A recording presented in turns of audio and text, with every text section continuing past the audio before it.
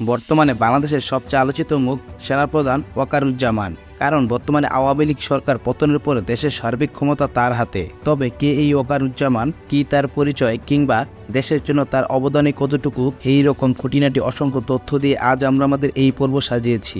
এবং আমরা নিশ্চিতভাবে বলতে পারি, আপনি পুরো ভিডিওটি দেখার পরে সেনাপ্রধান ওয়াকারুজ্জামান সম্পর্কে পুরো ধারণাটি পাল্টে যাবে। তাই চলুন অযথা কথা না বাড়িয়ে ভিডিওটি শুরু করা যায়। শেরপুরের ছেলে 57 বছরের ওয়াকারুজ্জামান 1966 সালের 6 সেপ্টেম্বর ঢাকাতে জন্মগ্রহণ করেন এবং তিনি university laboratory school and college থেকে কৃতিত্বের সাথে এসএসসি এবং এইচএসসি সম্পন্ন করেন। এরপরে 1985 সালে সামরিক জীবন শুরু থেকেই বিভিন্ন কোর্স ভালো ফলাফলের যথাক্রমে তিনি defence service command and staff college Mirpur থেকে সাফল্যের সাথে গ্র্যাজুয়েশন সম্পন্ন করেন এবং পরবর্তীতে তিনি joint service command and staff college যুক্তরাষ্ট্র থেকেও গ্র্যাজুয়েট হিসাবে স্বীকৃতি লাভ করেন। এছাড়াও তিনি জাতীয় বিশ্ববিদ্যালয়ের আওতায় প্রথম শ্রেণী master of defence studies MBBS সম্পন্ন করেন এবং যুক্তরাজ্যের King's college university of London থেকে master of arts in defence studies degree অর্জন করেন। এছাড়াও তার সুদীর্ঘ 39 বছরের বর্ণাঢ্য সামরিক জীবনে কমান্ডো, স্টাফ ও প্রশিক্ষকের অভিজ্ঞতায় পরিপূর্ণ। তিনি 12 ফেব্রুয়ারি 2009 থেকে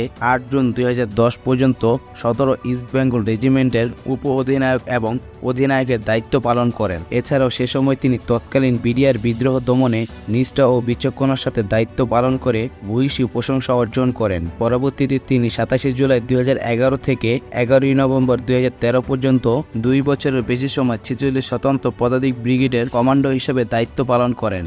এছাড়াও তিনি জিওসি হিসেবে 2 এপ্রিল 2014 থেকে 23 ফেব্রুয়ারি 2017 পর্যন্ত 3 বছর নবম পদাতিক ডিভিশনের কমান্ডো করেন। এছাড়াও এরিয়া কমান্ডার, সাবার এরিয়া ও জেনারেল অফিসার কমান্ডিং অথবা জিওসির নবম পদাতিক ডিভিশন হিসেবে তিনি টানা 3 বছর অত্যন্ত সফলতার সাথে বিজয় দিবস প্যারেড 2014, 2015 ও 2016 প্যারেডের কমান্ডার হিসেবে দায়িত্ব পালন করেন। এই বিরল কীর্তির স্বীকৃতিস্বরূপ তিনি সোনা গৌরব পদকে ভূষিত হন। এছাড়াও তিনি তার বর্ণাঢ্য জীবনে বিভিন্ন সরকারি সামরিক সচিব, উপসচিব এবং সামরিক সচিব হিসাবে বিভিন্ন মেয়াদে দীর্ঘদিন কর্তব্যরত ছিলেন। এছাড়াও সেনা সদর GS শাখার চিফ অব জেনারেল স্টাফ হিসাবে দায়িত্ব গ্রহণের পূর্বে তিনি প্রধানমন্ত্রীর প্রিন্সিপাল স্টাফ অফিসার হিসাবে প্রধানমন্ত্রীর কার্যালয়, সশস্ত্র বাহিনীর বিভাগে কর্মরত ছিলেন এবং lieutenant general Wakeruzzaman OSP, SGP এবং PSC মিশনে জাতিসংঘের ব্যানারে মিলিটারি অবজারভার হিসাবে অ্যাঙ্গোলাতে এবং সিনিয়র অপারেশন অফিসার